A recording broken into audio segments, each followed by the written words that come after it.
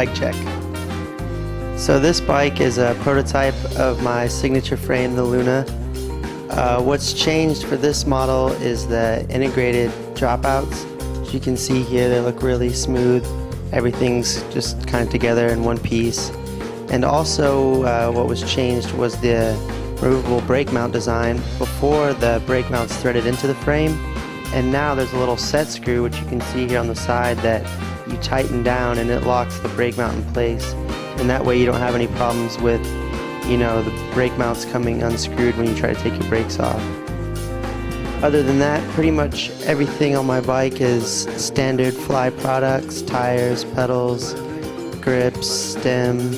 The only items that aren't Fly on my bike are the profile cassette hub that I've had for a while, still waiting for the Fly one to come out, so that's why I'm rocking that. And then also a Mutiny hub guard that my good buddy Gaz at Mutiny gave me. And that's about it.